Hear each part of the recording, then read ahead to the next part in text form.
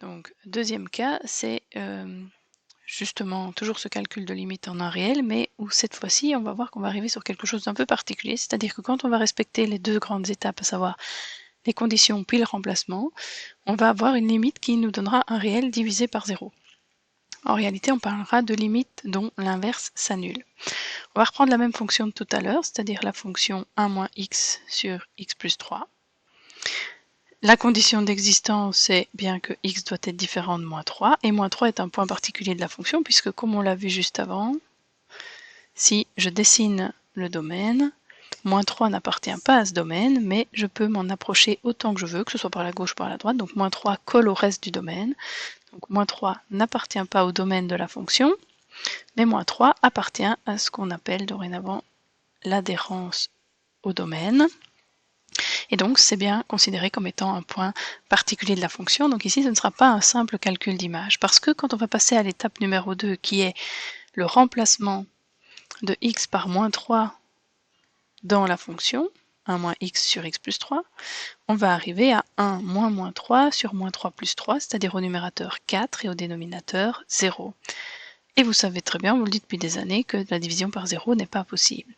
Mais en réalité, quelque chose divisé par 0, puisqu'ici on est bien dans le cadre des limites, donc une limite c'est quelque chose qu'on n'atteint jamais vraiment, c'est quelque chose dont on va se rapprocher de plus en plus. Donc le numérateur s'approche de 4 et le dénominateur s'approche de 0. Eh bien, ça va en fait toujours tendre vers de l'infini. Alors pour savoir comment ça fonctionne, ce que je vous propose, c'est de diviser par exemple 4 par 1 dixième.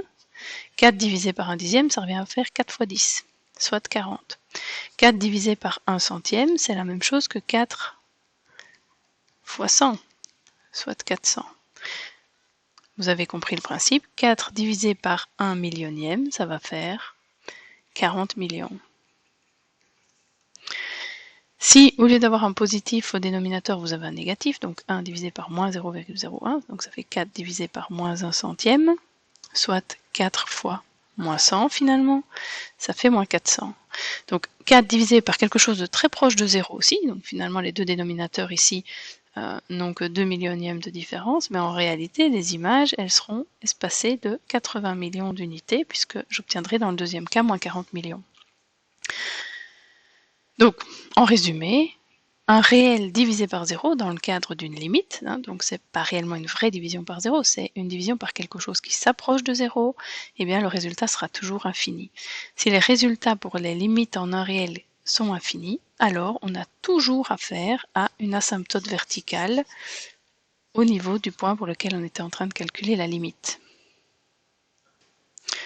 Ce qui reste alors à définir, c'est ok, une asymptote verticale, mais est-ce que ces asymptotes verticales, on s'en approche par des valeurs positives ou négatives, autrement dit, est-ce qu'on tend vers plus ou moins l'infini en fonction de si on arrive par la gauche ou par la droite?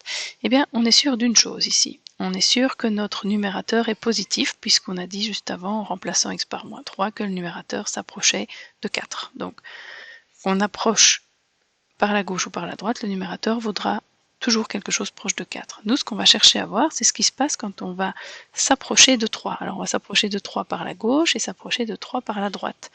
Donc, on va travailler en moins 3 moins et en moins 3 plus. Comme le numérateur, on sait qu'il est positif, on n'y touche pas. On va en fait réaliser uniquement un tableau de signes pour le dénominateur. Et le dénominateur, ce n'est rien d'autre que x plus 3, c'est-à-dire une droite oblique, puisque c'est une fonction du premier degré. Une droite oblique dont je peux dire qu'elle est croissante, puisque le coefficient de x, ici, même s'il n'est pas noté, en réalité ici c'est 1, et donc un coefficient positif implique toujours une droite oblique croissante. Et la racine, bon, on l'a déjà calculée, la racine, on peut le refaire, mais c'est en réalité votre condition d'existence, x plus 3 égale 0, donc x égale moins 3. Donc la racine, elle est là. Un tableau de signes dont on connaît la racine, on place tout simplement le 0 en dessous, et graphiquement, on va avoir une droite oblique dont la racine est située en moins 3. Voilà ce que ça pourrait donner. Si elle est croissante, alors on est sûr d'une chose, c'est qu'avant moins 3, c'est négatif. Donc dans le tableau de signes, à gauche de moins 3, on mettra un moins, et à droite de moins 3, on mettra des plus. Alors ici, dans le tableau, on l'a fait un petit peu grand, les deux derniers n'étaient pas vraiment nécessaires, mais bon, voilà, ils y sont.